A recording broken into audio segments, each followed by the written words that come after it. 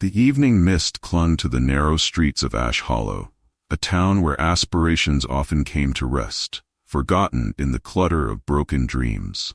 Samuel Blake, an 18-year-old with rough hands and eyes worn from sleepless nights, trudged down the gravel path toward home. His sneakers, threadbare and scuffed, scraped against the stones as the chill of autumn settled around him, seeping into his bones.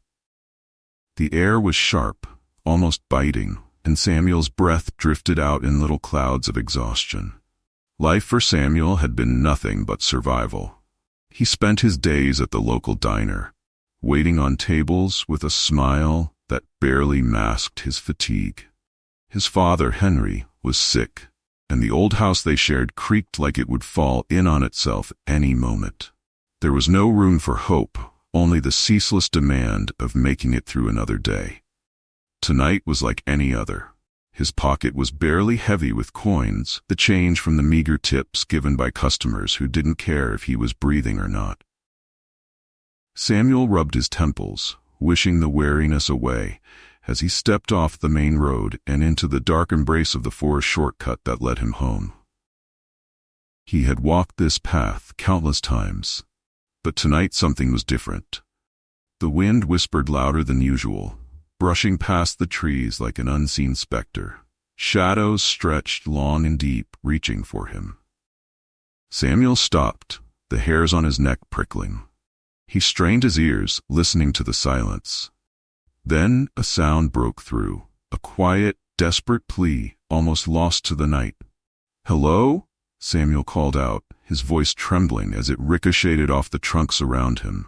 The cry came again, sharper this time, followed by the sound of shuffling leaves. Samuel's heart drummed a panicked rhythm as he sprinted toward the noise, the underbrush snapping beneath his feet. The clearing revealed a scene that nearly stole his breath.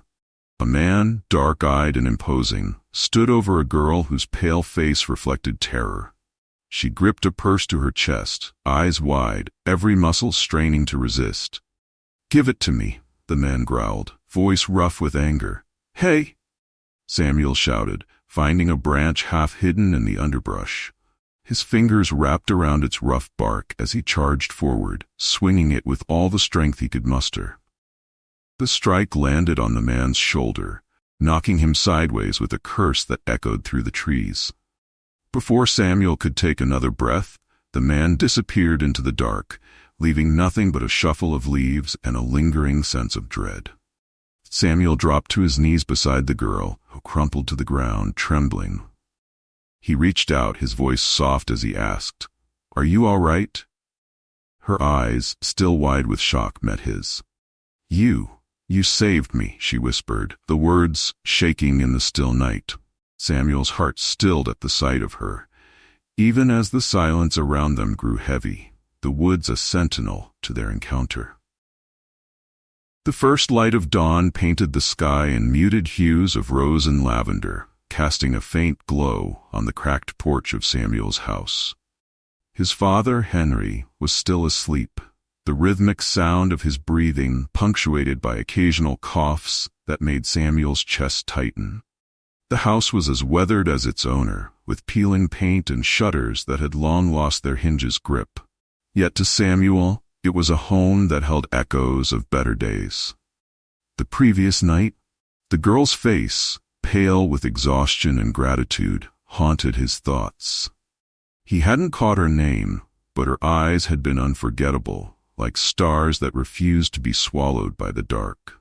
It was strange how a brief moment could carve itself so deeply into a soul. There was a knock at the door, sharp and insistent. Samuel, still dressed in yesterday's clothes, wiped his hands on his worn jeans before opening it. His heart jolted when he saw her standing there, a vision of light against the shadowed dawn. "Sam?" Her voice was uncertain, a soft tremble that made the morning air feel warm in comparison. Samuel's eyes widened in disbelief. The girl from last night was here, and she looked as out of place as a snowflake in summer. Her dark hair was swept into a neat ponytail, and her coat, tailored and perfect, caught the morning light in a way that made Samuel's chest tighten. Behind her, A sleek black car sat idling at the edge of the road, the driver casting a glance in their direction before turning away to face the horizon. "Emily," she said, the name settling between them like an unspoken truth. "Emily Carter." "Emily, why are you here?" Samuel's voice cracked, the question barely a whisper. The rough edges of his world, his life, a life he had never shared, suddenly felt exposed, shamed by the presence of this stranger.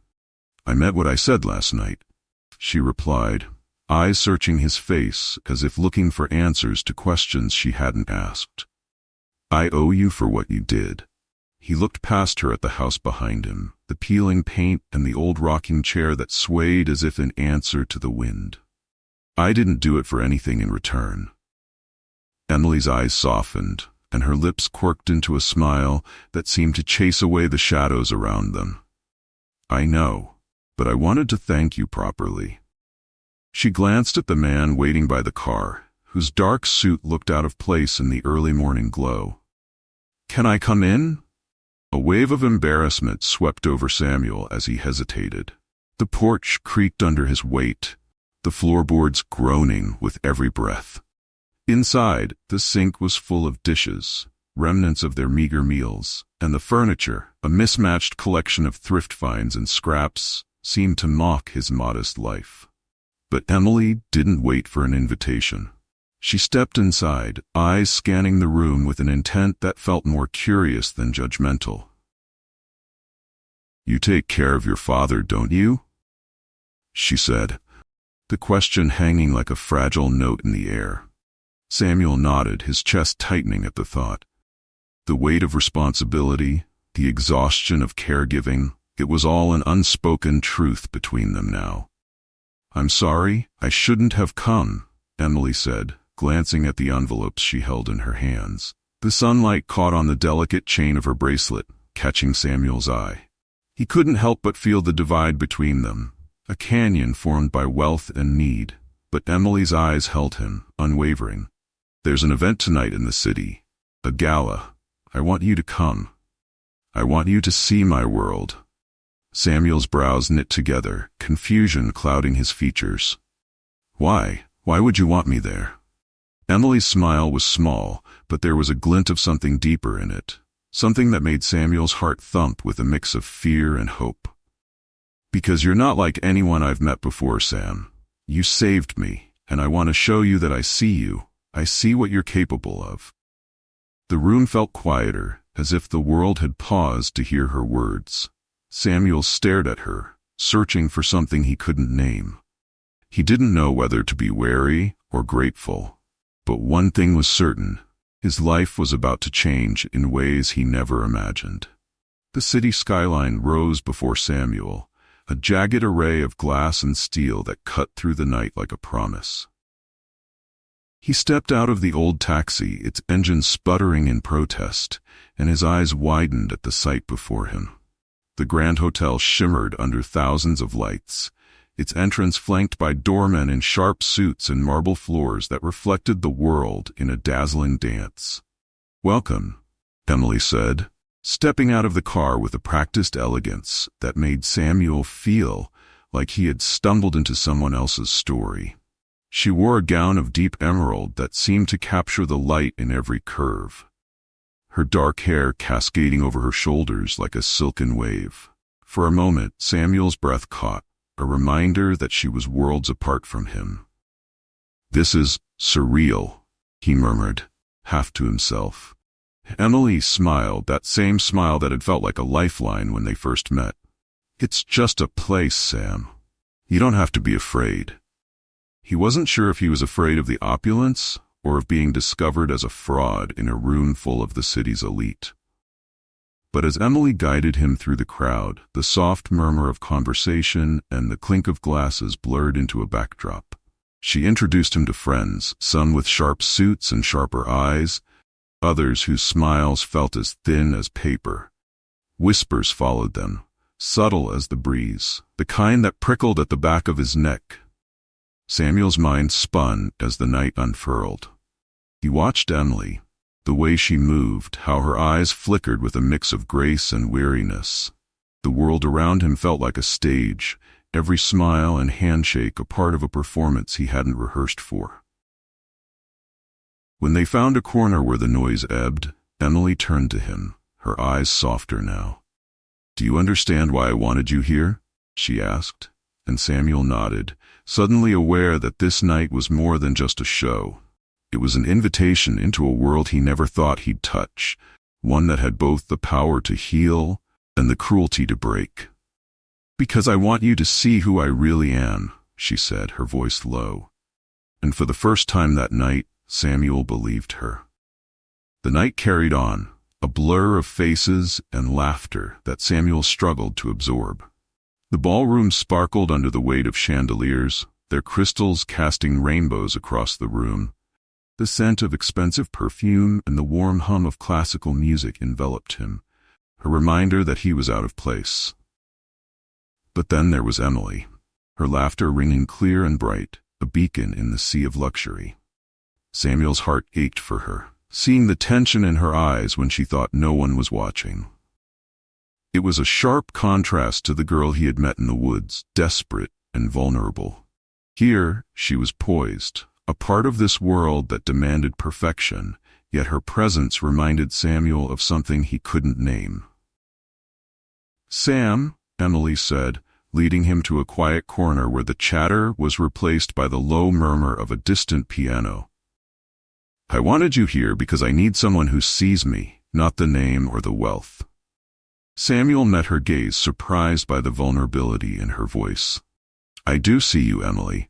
I just don't know why I'm here." She smiled, her eyes shimmering like the city lights outside the window. "Because you remind me of what matters. When I'm surrounded by people who see only my father's empire, you remind me that there's more to life." For a moment, Samuel felt as if the weight of his world had shifted. He'd never felt needed or important, not like this. But before he could say anything, a voice cut through the space between them. "There you are, Emily. I thought I'd find you with the commoners." The voice was familiar but cold, spoken by Robert, a business associate whose gaze was sharp, assessing. His eyes flicked to Samuel, a flash of something dark passing through them. Emily stiffened, a shadow flickering across her face before she forced a smile. "Robert, this is Samuel, a friend." Robert's smile didn't reach his eyes. "Friend? How quaint." The word dripped with disdain, leaving a sour taste in Samuel's mouth. Samuel swallowed hard, the room seeming to shrink around him. Emily's hand found his, a small but reassuring touch. "Don't mind him," she whispered. But Samuel did mind. The shift in Robert's demeanor, the subtle warning, stirred something in him. This world wasn't as bright as it seemed, and for the first time, Samuel felt the weight of the choice that lay before him, whether to step further into Emily's world or retreat to the safety of what he knew.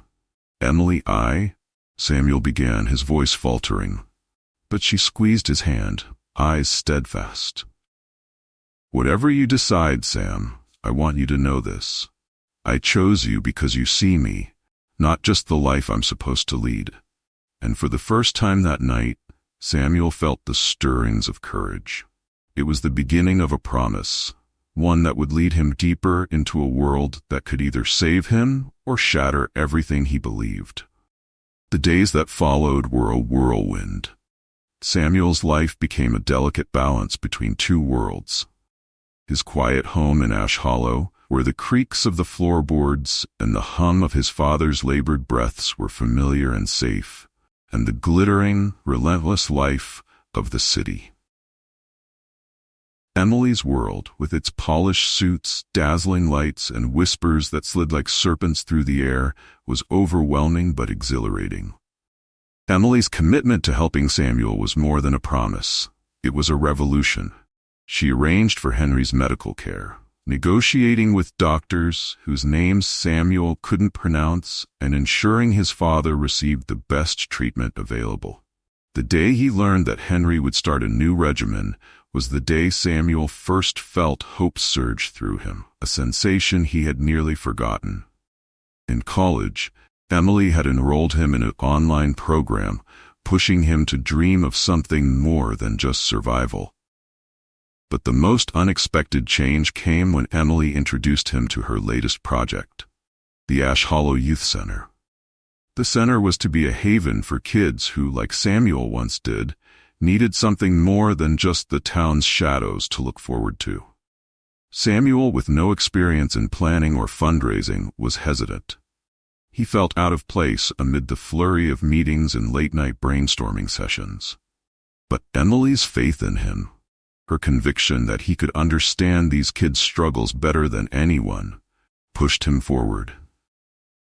"You know their pain, Sam. You know what it's like to fight for every tomorrow," Emily said one evening, her voice soft as they sat in the empty hall that would soon echo with laughter and life.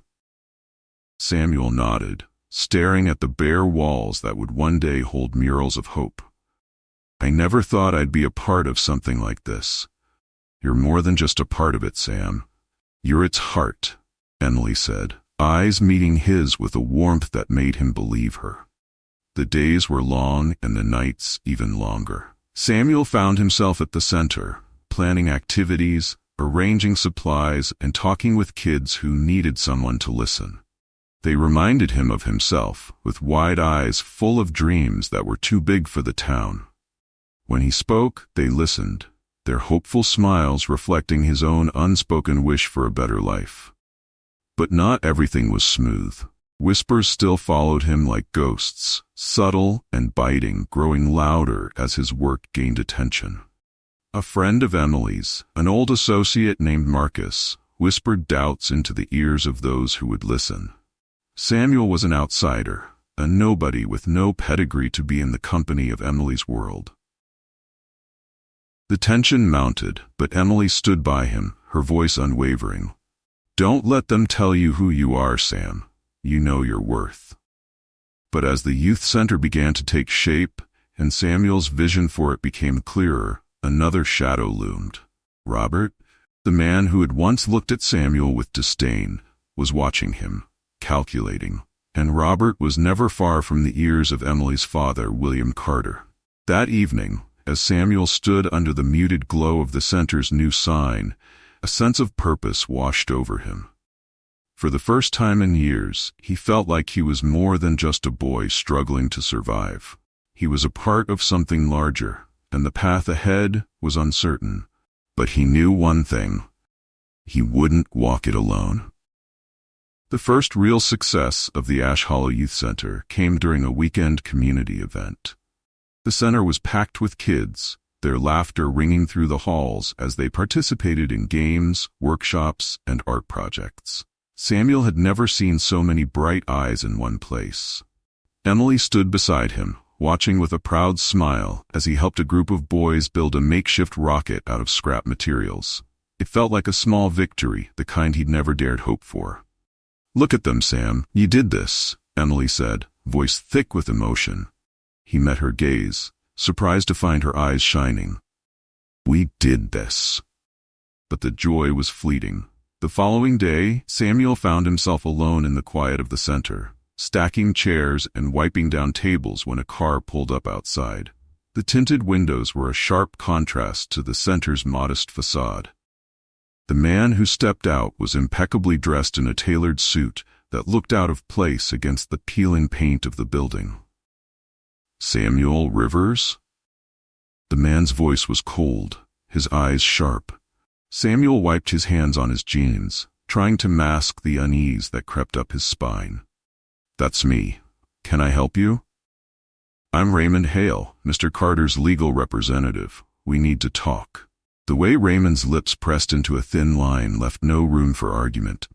Samuel's heart quickened as he invited the man inside, the echo of their footsteps a drumbeat in the silence. Raymond took a seat, his gaze fixed on Samuel like a predator sizing up its prey. "It has come to Mr. Carter's attention that you've been working closely with his daughter on this project." The word dripped with condescension. Samuel swallowed, trying to read the man's expression. "It's just a community initiative. We're trying to help the kids." Raymond's eyes narrowed. "And yet there are whispers. Questions about who you are, what you want from Emily, from her family. Mr. Carter is concerned." The room seemed to close in, the old familiar weight of doubt and fear pressing on Samuel's chest. He'd known whispers were coming, but hearing them spoken aloud made them real, like barbed wire cutting into his resolve.